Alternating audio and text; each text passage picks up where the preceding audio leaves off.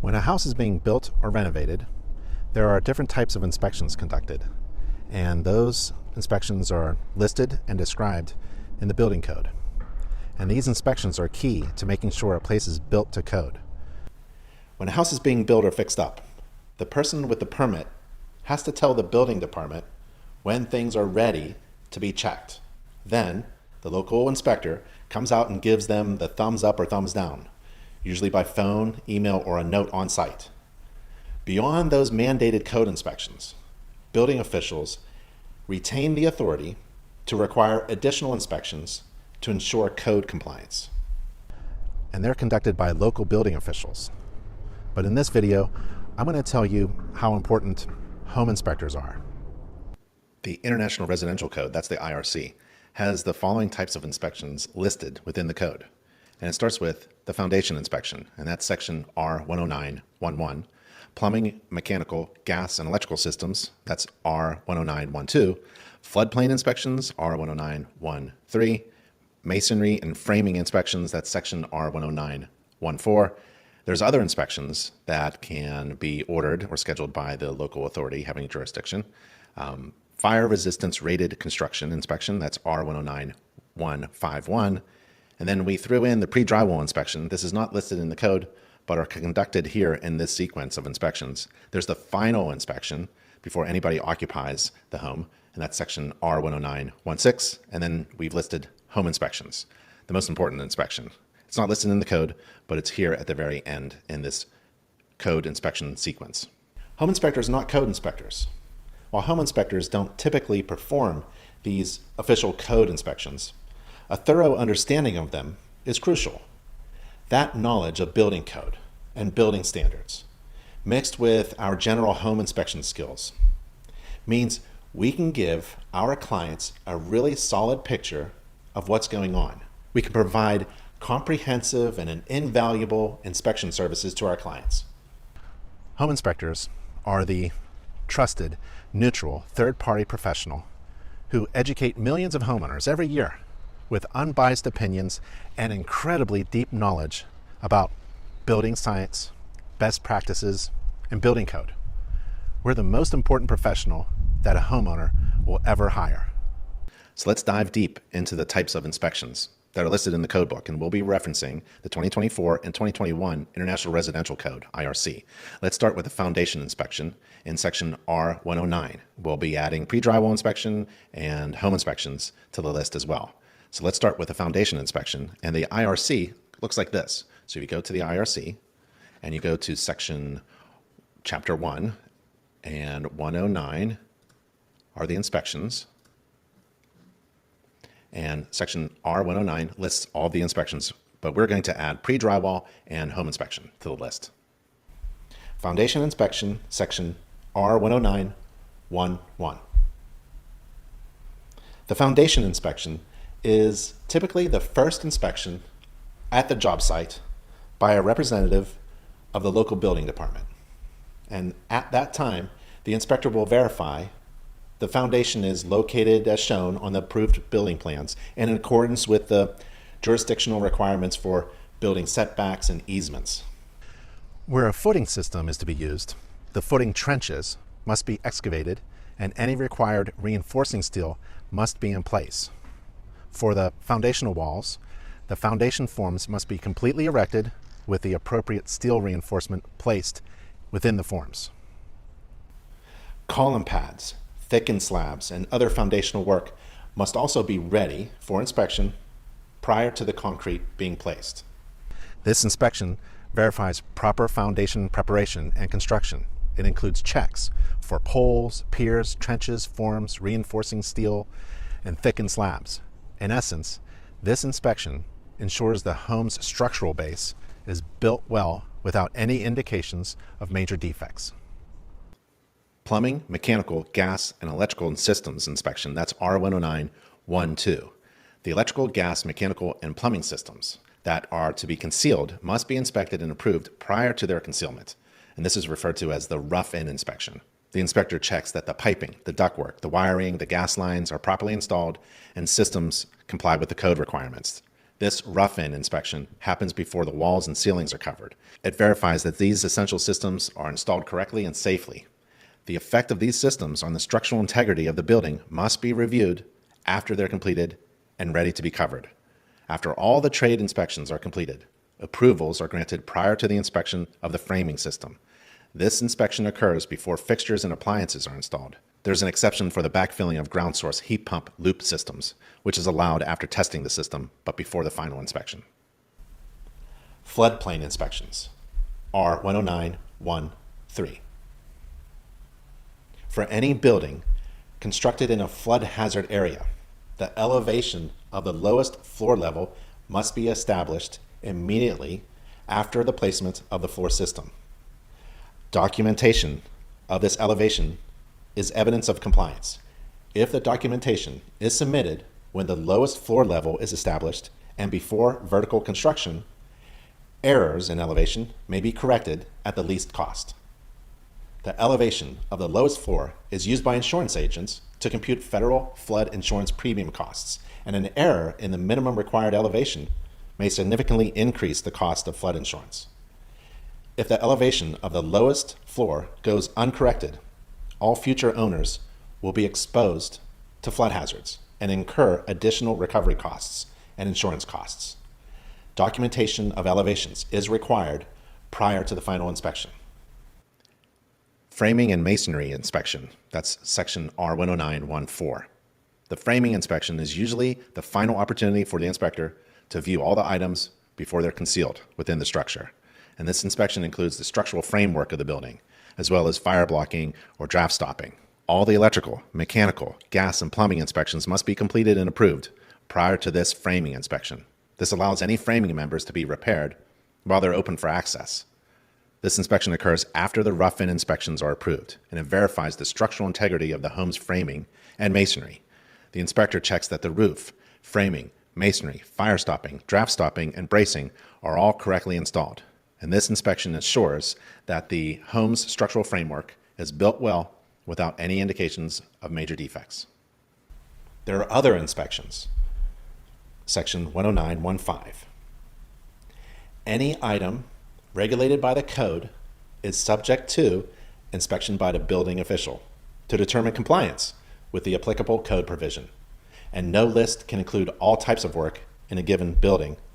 Also, other inspections before, during, or after the rough-in could be necessary. The building official has the authority to inspect any regulated work. And a variety of other inspections, such as those for gypsum board or insulation, may be mandated by the building department to verify compliance with the code or other city ordinances. These inspections are generally established as a result of local concern regarding a specific portion of the construction process. Fire resistance rated construction inspection, that's R109.1.5.1. There are a limited number of situations in which fire resistance rated construction is required by the code. For example, where 2 or more dwelling units are located within the same structure, they're required to be completely separated from each other by a specified level of fire resistance. This is the case for 2-family dwellings and townhomes. A second example would be the proximity of a building to an adjoining property line. Code requires exterior walls located less than 3 feet, 914 millimeters, from a property line, unless abutting a public walkway, to be a minimum 1-hour fire resistance rated construction. If either of these conditions should occur, an inspection of the fire resistance rated construction is required. The inspection for compliance with the fire resistance requirements of the code should happen when the covering materials are in place, but the fasteners are still exposed. And this allows the inspector to verify appropriate fastener type and location based on code requirements. Where fire resistance rated construction is required between dwelling units or due to location on the property, the building official can require an inspection of such construction after lathing or the drywall are installed, but before any plastering or compound is applied, or before joints and fasteners are taped and finished. Pre-drywall inspection. This is not listed in the code. A pre-drywall inspection, also known as a rough-in inspection, is a critical phase in the construction process of a new home or renovation project. This inspection occurs after the foundation, framework, roofing, exterior covering, Doors and windows, mechanical systems, plumbing, and electrical all have been installed and before the insulation and interior walls and ceilings are covered. The primary purpose of a pre-drywall inspection is to verify that the structural, mechanical, plumbing, and electrical systems have been installed correctly and comply with building codes, plans, and specifications. In essence, a pre-drywall inspection helps ensure the home systems are installed properly without any indications of major defects before the drywall is installed. This inspection provides an opportunity to identify and correct any issues before they become hidden behind the interior wall, ceiling, and floor coverings, where they could be challenging and costly to correct. A pre-drywall inspection is a critical inspection performed by trained home inspectors. It could identify major problems before they're covered up. There's an online pre-drywall inspection course offered by a tuition-free, nationally accredited college for home inspectors at InterNACHI.edu. The course is online, self-paced, and includes an open book exam. Visit nachi.org, nachi.org. Final inspection, and this is in the code R10916. The final code inspection occurs after all work addressed by the code is complete, but prior to anyone occupying the building. The issues addressed in the final inspection cover all aspects of construction, including fire safety, life safety, and structural safety, as well as electrical, plumbing, gas, and mechanical items. All violations of the approved construction documents and permit are to be noted, and the holder of the permit is to be notified of the discrepancies. The final inspection must be approved before a certificate of occupancy can be issued. The final inspection shall be made by the building code official after the permitted work is complete and prior to occupancy. Home inspections. A home inspection is a comprehensive evaluation of a home's condition conducted by a certified home inspector, and the home can be brand new with no one living in it yet, or it can be an existing home that's decades old. Home inspectors inspect apartments, condominiums, townhouses, multi-units, rentals, pre-listings, and pre-closings. A home inspection covers a wide range of systems, including roofing, exterior, HVAC, plumbing, hot water, structural, electrical, attic, insulation, ventilation, bathrooms, laundry, garage, kitchen, and more. A home inspection provides a detailed report describing the home's condition as observed on the day of the inspection, identifying potential issues, and offering recommendations to further evaluate, monitor, and correct. Unlike code inspections, home inspections focus on the overall condition and functionality of the home, not strict code compliance. Home inspections are not code inspections. Home inspectors can't enforce building codes. Only the local authorities having jurisdiction can interpret the adopted and amended code that's enforced in the area in which the home is located. Home inspections are important for buyers, sellers, renters, and homeowners. You don't want to buy or rent a house that has problems, right? Home inspectors teach people how homes work and explain what needs fixing. If you're buying, ensure that your biggest investment is safe, functioning, and healthy by getting it inspected. If you own a house, save money by challenging contractors' unnecessary repairs by first calling your unbiased home inspector. If you're renting, your professional inspector can document problems for the landlord to fix before you move in. Home inspections are performed at any time, not just during construction. They are visual and non-invasive. Home inspectors are generalists, not specialists or experts. There's a critical role for the home inspector. Home inspectors stand as the trusted, neutral, third party in the real estate process. They possess a deep and broad knowledge of building standards, enabling them to understand the whole house as a system of interdependent parts, where one part affects many others. Their knowledge and experience allows them to identify defects and problems that arise from a home's natural aging, wear, and tear. Home inspectors provide unbiased opinions and educate homeowners, ensuring people are fully informed about the actual condition of their property. Essentially, the home inspector is the professional that ties all the other types of inspections together and then goes further by evaluating how the home is performing as a whole system. The home inspector is the most important person to the homeowner, when it comes to understanding the home. Every home should be inspected by a certified home inspector. Why? Because not every home is built according to the highest standards. Not every home is safe and healthy. When you know what's going on in your house, you stop guessing and you start knowing. Get educated, get empowered, get inspected. To find your local inspector, visit NACHI.org, NACHI.org. We've covered a lot about the different types of inspections, from the ones building code officials do to the ones we perform as home inspectors. And here's the main thing. These inspections make us better at what we do. First off, knowing the code inspections, the foundation, the rough ends, the framing, and all that, gives us a solid background on how homes are supposed to be built. It helps us see potential problems before they become really big issues.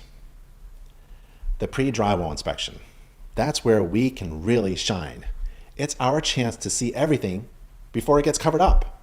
We can catch things that others might miss, and that's a huge value for our clients. And if you want to get trained and certified in pre-drywall inspections, InterNACHI's got a free online course. Visit NACHI.org. The general home inspection, which is what we're all about. It's a comprehensive look at the house, covering everything from the foundation to the roof. It's about giving our clients a clear picture of their home's condition. And let's be clear, the home inspector plays a unique, vital role in all of this. Home inspectors are the ones who have to understand how all of these different systems work together. They're the ones who find the defects and the problems, helping people make informed decisions about their homes. They are the trusted, neutral professionals who provide unbiased opinions and educate homeowners with their deep knowledge of building standards, the conditions of existing buildings, and property maintenance. Basically, home inspectors give homeowners peace of mind. We're the ones who help them make informed decisions, whether they're buying, selling, renting, or just keeping their homes in good shape. So keep learning, keep inspecting, and keep providing that valuable service. You are the most important professional that your client will ever hire.